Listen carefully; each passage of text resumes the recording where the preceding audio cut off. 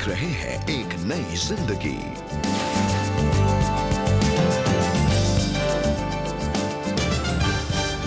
दोस्तों नमस्कार, स्वागत है आपका आज के इस एक नई जिंदगी के कार्यक्रम में। गुड मॉर्निंग दोस्तों, एक नई जिंदगी में आप सभी का स्वागत है। आज का सवाल बहुत ही गहरा है, कब तक हम अपनी असली चेहरे को छुपाए रखेंगे?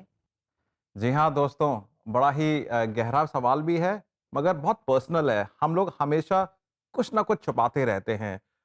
नादिया, मुझे याद है जब मैं छोटा था, स्कूल में था, तो अपनी कमियों को छुपाता था। कॉलेज में आया तो एडोलेसेंस, टीनेज एंड वो बहुत सारी चीज़ें थी, बहुत सारी चीज़ें छुपाने के लिए थी।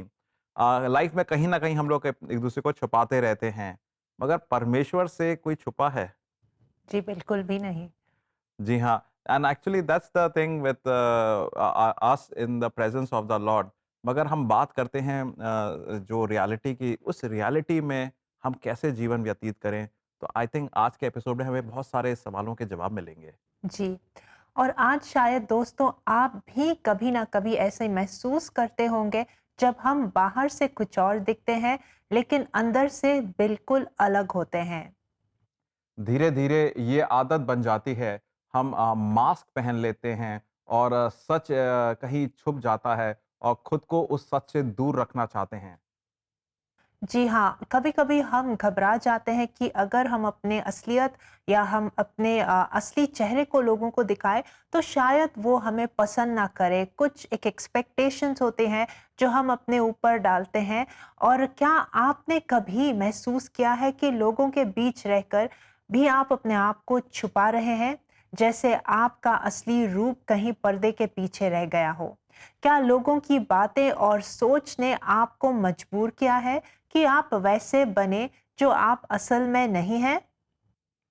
जी हाँ दोस्तों, अगर ये सवाल जो नादिया ने पूछा है आपको व्यक्तिगत लगता है, तो आज हम आपको मिलवाएंगे सुषमा से, जो एक ऐसी कहानी लेकर जिनकी लाइफ में एक ऐसी कहानी हुई है जहाँ लोगों के शब्दों और अपने डर ने उन्हें अपने असली चेहरे को छुपाने पर मजबूर कर दिया। क्या सुषमा कभी अपने आप को स्वीकार कर पाई? क्या वो बिना डर के अपने असली पहचान को दिखा पाई? आइए देखते हैं सुषमा की कहानी। मेरे कॉलेज के दिनों में मेरे कुछ बाल झड़ने लगे और फिर गंजेपन के छोटे छोटे धब्बे दिखाई देने लगे। जैसे जैसे दिन बीतते गए वे धब्बे बड़े होने लगे और यह मेरे सारे सर पर फैल गए। मैं देखकर हैरान रह गई। मैं इसे सहन नहीं कर पाई। मैं इसे स्वीकार नहीं कर सकी।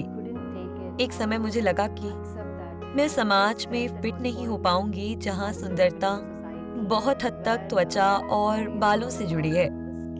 इसका मुझ पर बहुत गंभीर असर हो रहा था। सुषमा बचपन से एक्सट्रीम इंट्रोवर्ट थी, पर hair fall and skin issues की वजह से उनका कॉन्फिडेंस और भी लो होने लगा और अपने इंफीरियरिटी कॉम्प्लेक्स की वजह से सबके बीच होने के बाद भी लेफ्ट आउट फील करती। जब भी मैं किसी कार्यक्रम में जाती थी, लोगों से बात करती थी या नए लोगों से मिलती थी, तो वे हमेशा मेरे बालों को ठीक करने के लिए, नई चीजें आजमाने के लिए बहुत सारे सुझाव देते थे। तभी मैंने कहा कि परमेश्वर आप ही मेरी एकमात्र आशा है। और उस समय मैं परमेश्वर से मदद मांगने के लिए अपने घुटनों पर बैठी। सुषमा अक्सर अपने बैड डे को प्रार्थना में रोकर बताती, इस उम्मीद में कि एक दिन परमेश्वर उनकी प्रार्थनाओं का उत्तर उन्हें जरूर देंगे। शुरुआत में जब मैंने प्रार्थना करना शुरू किया तो मैं बस परमेश्वर से अपने बाल वापस मांग रही थी। मैं वास्तव में इससे निपट नहीं पा रही थी, इसलिए मैं बस यही कहती थी कि परमेश्वर मैं रो रही हूँ क्योंकि मुझे नहीं पता कि आपको क्या बताऊं, और मेरे कहने से पहले ही आप जानते हैं कि मैं सच में कैसा महसूस कर रही हूँ। कहीं ना कहीं मुझे लग रहा है कि मुझ में कोई कमी है। और जब ऐसा नहीं हो रहा था, मेरे बाल वापस नहीं बढ़ रहे थे, तो मुझे सच में नहीं पता था कि क्या करना है। एक समय पर मैंने खुद से कहा कि बस सुषमा, तुम्हारा काम हो चुका है और तुम अभी आगे नहीं बढ़ सकती और यह अंत है। क्योंकि एक बार जब तुम अपने कमरे से बाहर निकलोगी तो तुम्हारे लिए यह कठिन होगा। सुषमा ने अपने प्रार्थनाओं का उत्तर तो नहीं पाया, पर कुछ ऐसे बदलाव को अपने जीवन में पाया जिसकी वजह से उनके प्रार्थनाओं ने एक नया रुख लेना शुरू किया। परमेश्वर गहराई से देख रहा था, वह उन चीजों को देख रहा था जो मेरे अंदर है। परमेश्वर इस बात से लेकर अधिक चिंतित थे कि मेरे दिल पर क्या बीत रही है। असल में मैं डर, असुरक्षा, शर्म से जूझ रही थी और मैं पहचान, अस्वीकृति से जूझ रही थी और मुझ में कोई आत्मविश्वास नहीं था। तो परमेश्वर सबसे पहले मेरे दिल के साथ व्यवहार करना चाहता था। जैसे कि भजनकार 147:3 में कहते हैं, वह खेदित मन वालों को चंगा करता है और उनके शोक पर मरहम पट्टी बांधता है। तब मेरी प्रार्थना इस तरह शुरू हुई कि हे प्रभु, यदि आपकी इच्छा है कि मैं इस तरह बनी रहूं, तो मुझे आपकी शक्ति की आवश्यकता है। मैं यह अकेले अपने आप नहीं कर सकती। सुषमा अब एक अलग इंसान बन चुकी थी। उनके देखने का नजरिया बदल चुका था। अब वो अपने स्ट्रगल से बाहर निकलकर अब वो दूसरों से बात कर पा रही थी, जिसके द्वारा परमेश्वर ने उन्हें बहुत आशीषित किया। मैं हर नए दिन के साथ धीरे धीरे और मजबूत होती जा रही थी। परमेश्वर ने उस खुशी, शांति और आश्वासन के साथ मेरे दिल को आशीषित करना शुरू कर दिया। उसने मेरे दिल को शांत करना शुरू कर दिया और अब जब लोग मुझसे अलग अलग बातें कहने की कोशिश करते हैं तो मुझे पहले की तरह दुख नहीं होता है। इसका मुझ पर उतना प्रभाव नहीं पड़ता जितना पहले पड़ रहा था, क्योंकि मेरे लिए अधिक महत्वपूर्ण यह है कि परमेश्वर मेरे बारे में क्या कहते हैं। आज सुषमा मैरिड है और खुश है अपने बेटी और हस्बैंड के साथ। Thank you so much Sushma, अपनी कहानी हमारे साथ शेयर करने के लिए। और ये स्टोरी हमारे लिए हमारी एक नई जिंदगी प्रोड्यूसर नेहा शाह लेकर आई थी। सुषमा ने अपनी जिंदगी काफी समय तक लोगों के डर और अपनी कमियां छुपाते हुए जी, लेकिन जब उन्होंने प्रार्थना में परमेश्वर को अपने दिल की सच्चाई बतानी शुरू की, तब धीरे धीरे उन्हें यकीन हुआ कि परमेश्वर के सामने उन्हें मास्क यानी कि मुखौटा पहनने की कोई जरूरत नहीं है। प्रिय दोस्तों, एक दफ़ा की बात है कि एक बिल्डिंग में एक दरार आ गई थी और जो लोग उसको सही करना चाहते थे, जो मेंटेनेंस स्टाफ था, बार बार वो पैचअप वर्क करते थे उस बिल्डिंग में जाकर। जहाँ पर दरार आती थी वहीं पे बार बार पैचअप वर्क करते थे, मगर वो दरार बार बार आती थी और बुरी होती जाती थी, तो प्रॉब्लम बद से बदतर होती जा रही थी। तब जो बिल्डिंग के ओनर्स थे उन्होंने क्या करा कि जो आर्किटेक्ट था, जिस व्यक्ति ने उस बिल्डिंग की जो पूरा डिज़ाइन बनाया था और कंस्ट्रक्शन कराया था, उसको बुलाया और उसको बताया कि ये प्रॉब्लम आई है। तो उसने फ़ोन पे ही बात करके कहा कि आप मुझे बताइए कि क्या बिल्डिंग के बेसमेंट में एक कमरा जो था वो बंद था, उस कमरे को खोलकर आपने कुछ करा है? तो उन्होंने कहा हाँ, वो कमरा खाली पड़ा था, हमने इस्तेमाल करा। तो उसने कहा कि आप अगर बिल्डिंग के डिज़ाइन में देखें कि वो कमरा पर्पसली मैंने इस हिसाब से बनाया था कि वो बंद रहेगा and that will serve as a support structure for the building, और आपने उसको खोल के इस्तेमाल करा। That means the support structure उस जगह का चला गया। फिर उन लोगों ने उस कमरे को पैचअप करा, ढंग से बंद करा और लॉक करा और वो दरारें फिर चली गईं। आपने देखा कि जो व्यक्ति उस बिल्डिंग की डिज़ाइनर था, उस बिल्डिंग को कंस्ट्रक्ट करा था, बिना बिल्डिंग पे आए उसने प्रॉब्लम पता कर ली और उनको प्रॉब्लम का सलूशन बताया। परमेश्वर जो मेरा और आपका रचना करता है, वो आपके और मेरे बारे में सब जानता है। तो मेरी और आपकी लाइफ में कोई सिचुएशन चल रही है तो उसका अगर हम सलूशन ला रहे हैं अपनी और आपकी समझ से, तो that is just patch up work. वो अभी सही हो जाएगा, कल फिर खराब हो जाएगा, और may be solution will never be the answer also.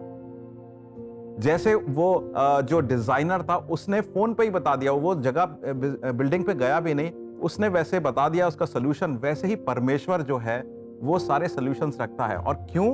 क्योंकि एक वचन में मेरे और आपकी उत्पत्ति के बारे में लिखा है कि परमेश्वर ने मुझे और आपको कैसे उत्पन्न करा था। देखिए, आइए देखते हैं वचन। भजन संहिता 139 का 13 और 14 में प्रभु का वचन बोलता है, मेरे मन का स्वामी तो तू ही है, तूने मुझे माता के गर्भ में रचा है। मैं तेरा धन्यवाद करूंगा, इसलिए कि मैं भयानक और अद्भुत रीति से रचा गया हूं। तेरे काम तो आश्चर्य के हैं और मैं इसे भली भांति जानता हूं। आपने व्हाट्सएप मैसेजेस काफी सारे फॉरवर्ड करे होंगे कि you are fearfully and wonderfully made. ये उस वचन का मूल तत्व है। माँ की कोख में मेरे और आपकी उत्पत्ति से पहले परमेश्वर ने आपका मेरा विचार करा है। He has designed you in his mind even before we were physically conceived। आप सोचिए इस विचार के बारे में। तो परमेश्वर आपको मेरे बारे में अंदर बाहर ऊपर नीचे हर तरीके से जानता है। तो परमेश्वर के सामने तो छुप ही नहीं पाएंगे। इनफैक्ट परमेश्वर के सामने आके हमारी शर्म चली जाएगी और परमेश्वर के सामने जब हम आएंगे तो परमेश्वर हम जैसे हैं वैसे ही एक्सेप्ट करेगा और हमें पूर्ण करेगा। अगर हम में कुछ कमी है तो परमेश्वर को जब मैं और आप सौंपते हैं तो वह हमें पूर्ण करता है ताकि हम अब किसी और के सामने शर्मिंदा ना हो पाए। मेरे प्रिय दोस्तों, अगर आज आपको लगता है कि शर्मिंदगी की वजह से या किसी ऐसे दरार की वजह से आप दुनिया के सामने छुप रहे हैं, नहीं आ पा रहे हैं, तो आप परमेश्वर के सामने आए, जैसे हैं वैसे आए। परमेश्वर आपको एक्सेप्ट करेगा, पूर्ण बनाएगा और इस योग्य बनाएगा कि दुनिया के सामने उठ खड़े हों आप बिना शर्मिंदगी के, और परमेश्वर की महिमा होगी उसमें। आज आप संकोच ना करें, आज अपने आप को ना छुपाएं। आज please do not hesitate coming in the presence of the Holi and the mighty Lord, जो आप अपने आप में सामर्थ्य रखता है आपके अस्तित्व को बदलकर इस तरीके से पेश करे कि उसकी महिमा हो। तो दोस्तों, आइए प्रभु से सहायता मांगे बिना शर्मिंदगी के और अपने जीवन से उस पर्दे और शर्म को हटाने की शुरुआत आज ही करें। इसी समय आप अपने फ़ोन को उठाएं, हमें CBN प्रेयर लाइन पर कॉल करें। ये एक सेफ स्पेस है जहां आपके लिए अभी प्रार्थना की जाएगी। अगर आप भी थक गए हैं, एक मुखौटा पहनकर जीते, आपको लग रहा है कि आप दूसरों के लिए जी रहे हैं, आप अपने आप को एक्सप्रेस नहीं कर पा रहे हैं, तो आज ही हमें कॉल कीजिए या व्हाट्सएप कीजिए। आपको कुछ मुखौटा पहनने की ज़रूरत नहीं है और आपको परमेश्वर ने आज़ादी में जीने के लिए बनाया है। दोस्तों, 99 10 40 10 10 नंबर याद रखिएगा एंड छोटा सा ब्रेक लेंगे, उसके बाद लौटेंगे। Do call us for prayer.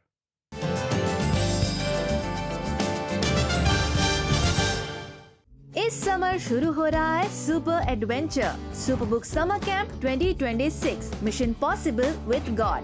हर दिन एक नया बाइबल एडवेंचर होगा। फन एक्टिविटीज, डांसिंग, सिंगिंग और टाइम ट्रैवल। क्रिस, जॉय और गिज़्मो के साथ मिलकर हम मिलेंगे बाइबल सुपर हीरो से और सीखेंगे कैसे खुदा के साथ इम्पॉसिबल भी पॉसिबल बन जाता है। सबसे एक्साइटिंग बात, इंडिया के किसी भी शहर से बच्चे जुड़ सकते हैं ऑनलाइन। 25th to 27th में register today and join the mission. Limited seats हैं, तो आज ही रजिस्टर कीजिए। Super book summer camp 2026 mission possible with God.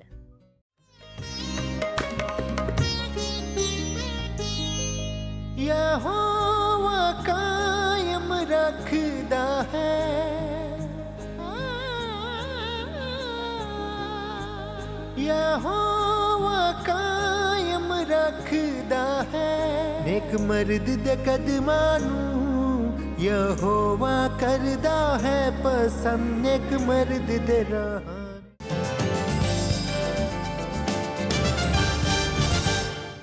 Welcome back दोस्तों।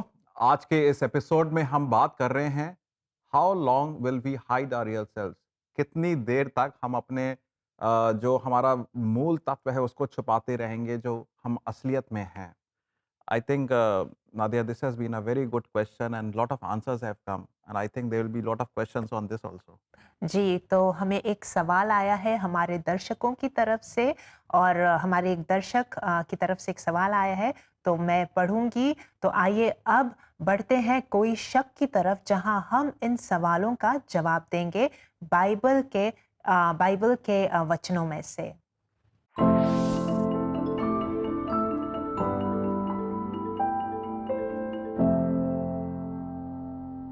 सवाल है, किस हद तक हम दुनिया के हिसाब से जीते रहेंगे और आखिर कब हम वैसे बनेंगे जैसे हम सच में हैं? ये सवाल बहुत महत्वपूर्ण सवाल है। इस सवाल को आंसर करने के लिए मैं छोटा-सा आपको इलस्ट्रेशन एग्ज़ाम्पल देता हूँ। मैं दिल्ली में रहता था और दिल्ली में एक जगह पर पुलिस ने कैमरा लगाया था स्पीड चेक करने का और जब गाड़ी वहाँ से गुज़रती थी तो लोगों को मालूम था कि एक पर्टिकुलर स्पीड है 50 की, उससे नीचे रखनी है। मगर वहाँ पे ढलान थी, तो लोग यूजुअली सोचते थे कि हम स्लो कर लेंगे, मगर ढलान की वजह से स्पीड बढ़ जाती थी। और जो लोग अगर अपने इंस्ट्रूमेंट पे या स्पीडोमीटर पे नहीं देख रहे होते, ध्यान नहीं दे रहे होते थे और बाहर देख रहे होते, तो हमेशा उनकी स्पीड बढ़ जाती थी, चालान आ जाता था। कहने का मतलब ये है कि जो इंस्ट्रूमेंट पैनल है, जो स्पीडोमीटर है, वहाँ से असलियत पता चलती है कि आपकी गाड़ी की क्या अवस्था है, ना कि बाहर के नज़रिए से। एंड दैट्स एग्ज़ैक्टली आपके सवाल का जवाब कि किस हद तक हम अपने आप को छुपाएँ या परमेश्वर के सामने ना आएँ या आएँ। मैं कहता हूँ कि आप अगर परमेश्वर के सामने आने के बाद आपको अगर असलियत आपकी पता नहीं चल पाती है, तो आप हो सकता है कि दुनिया की नज़र से जीवन जी रहे हैं। ठीक वैसे ही जैसे कार का जो ड्राइवर है, बाहर देखकर स्पीड चला रहा है और वो स्पीड से तेज़ जा रहा है, स्पीड लिमिट से ऊपर जा रहा है। अगर आप परमेश्वर को देखेंगे, तो उसके हिसाब से चलेंगे अपने लाइफ में, तो आप पाएँगे कि परमेश्वर आपको बहुमूल्य पाता है। यूहन्ना 1:12 बताता है कि जिन्होंने प्रभु यीशु मसीह को अपने जीवन में स्वीकारा है, उनको वो पुत्र-पुत्री का दर्जा देता है अधिकार से। और रोमियो 8 16-17 में आपको बताया गया है कि आप वारिस हैं परमेश्वर के, प्रभु यीशु मसीह के सहवारिस हैं। तो इसका मतलब ये है कि अगर हम अपनी स्टेटस को, अपनी पोज़ीशन को परमेश्वर में देखते हैं, तब हमें असलियत पता चलती है कि हम क्या हैं और तब हमें छुपाने की ज़रूरत नहीं होती अपने आप को। ठीक वैसे ही कि कार के इंस्ट्रूमेंट को देखकर चलें, स्पीडोमीटर को देख के चलें और सब नियंत्रण में चलेगा तब। तो मैं उम्मीद करता हूँ कि आप अपनी लाइफ की गाड़ी को परमेश्वर की तरफ नज़रें लगा के देखेंगे, तब आपको किसी चीज़ को छुपाने की ज़रूरत नहीं है और आपकी गाड़ी सही नियंत्रण में चलेगी। अगर आपके पास भी कोई सवाल है तो हमें ज़रूर भेजें। हमारा नंबर है 99 10 40 10 10 और हम कोशिश करेंगे आपके सवालों का जवाब बाइबल की रोशनी में देने की। दोस्तों, अब वक्त है छोटे से ब्रेक का। जब ब्रेक के बाद लौटेंगे, तब हम आपके साथ प्रार्थना करेंगे। तो please stay with us, don't go anywhere.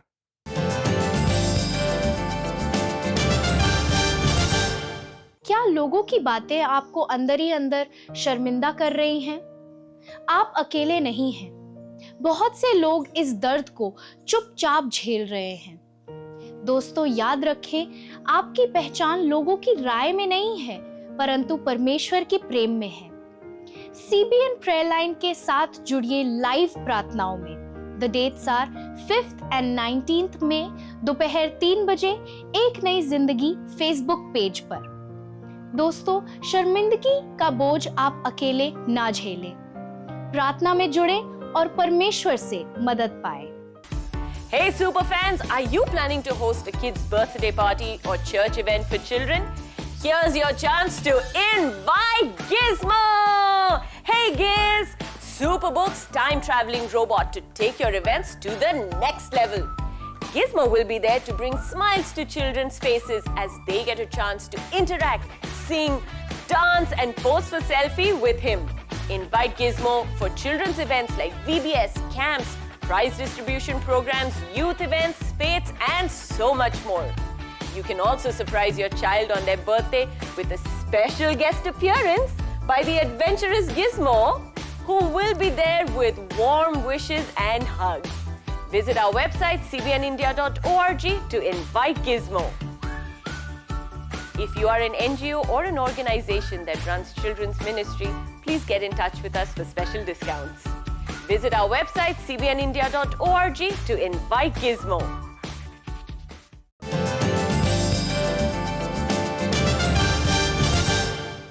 Welcome back दोस्तों। आज के एपिसोड में हम जान रहे हैं कब तक हम अपने असली चेहरे को छुपाते रहेंगे और कैसे परमेश्वर हमें शर्म से आज़ादी देना चाहता है।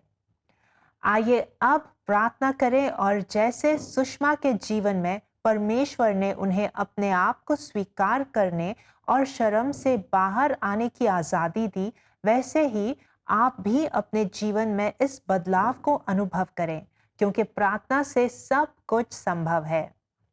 मानव, क्यों ना आप हमारे दर्शकों को प्रार्थना में हमारी अगुवाई करें। जी हाँ, शुक्रिया। दोस्तों, आप जानते हैं कि प्रार्थना में सब कुछ संभव है। जैसे नादिया ने बताया, तो हम इस विश्वास से कदम बढ़ाते हैं, प्रार्थना में परमेश्वर से वार्तालाप करते हैं और परमेश्वर क्या आपसे मुझसे बोलना चाहते हैं सुनते हैं। परमेश्वर धन्यवाद देते हैं और परमेश्वर ये हम जानते हैं कि हमारी प्रार्थनाएं व्यर्थ नहीं हैं। हमारी प्रार्थनाएं की सुनवाई होती है। आपके भवन में हमारी प्रार्थनाएं जाती हैं मालिक।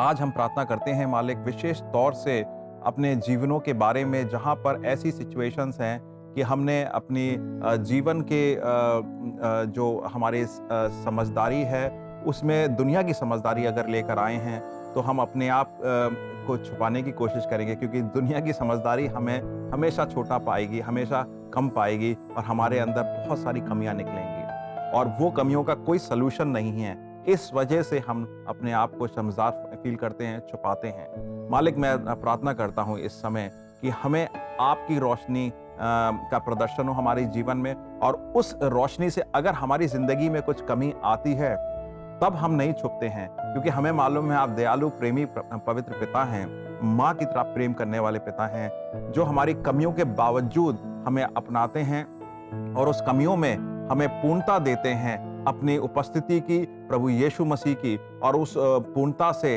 हमें शर्मिंदगी नहीं महसूस होती है, बल्कि आपके सामने खुलकर आने की एक चाह, इच्छा जगती है। और यही मैं प्रार्थना करता हूँ कि हमारे भाई बहन जो हमारे साथ जुड़े हैं, आज उनके मनों में वो इच्छा जाग जाए कि वो आपके सामने खुलकर आने लगें, अपने आप को ना छुपाएं, और आप उन्हें उठ खड़ा करेंगे ताकि दुनिया के सामने आपकी महिमा का प्रदर्शन हो, हमारे उस चैन से कि जिसमें हम शर्मिंदा फील ना करते हैं। परमेश्वर इस प्रार्थना को सुनिए और कबूल करें, प्रभु यीशु मसीह के नाम से, आमीन। आमीन। प्रिय दोस्तों, मैं आपसे गुजारिश करूंगा कि आप प्रार्थनाओं में बने रहें और खास तौर से ये प्रार्थना करें कि परमेश्वर की उपस्थिति मुझे कभी शर्मिंदगी ना महसूस करने दे, बल्कि परमेश्वर की महिमा हो मेरी कमियों के द्वारा। जी दोस्तों, आइए आज हम देखते हैं कि परमेश्वर का वचन हमसे क्या बात करता है इस विषय को लेकर। परंतु जब हम सबके उधारे चेहरे से प्रभु का प्रताप इस प्रकार प्रकट होता है जिस प्रकार दर्पण में, तो प्रभु के द्वारा जो आत्मा है, हम उसी तेजस्वी रूप में अंश अंश करके बदलते जाते हैं। 2 कुरिन्थियों 3:18। वाओ, देखिए दोस्तों, कितना ही सुंदर वचन है परमेश्वर का कि हम उसके रोशन चेहरे को देख सकते हैं। ये क्या हमारे लिए एक प्रिविलेज, एक सम्मान की बात है। जब विटनेस की बात कर रहे हैं, जब देखने की बात कर रहे हैं परमेश्वर के चेहरे को, तो क्यों ना हम उसको एक गीत में तब्दील करें। आइए सुनते हैं तिलक मेमोरियल चर्च सतारा महाराष्ट्र की क्वायर के द्वारा ये गाया हुआ गीत, ओ रहनुमा। तेरे दर पे आया हूँ मैं, फरियाद लाया हूँ मैं, तेरे दर पे आया हूँ मैं, फरियाद लाया हूँ मैं। उम्मीद मेरी खुदा खाली न मैं जाऊंगा, उम्मीद मेरी खुदा खाली न मैं जाऊंगा। ओ रहनुमा, ओ रहनुमा,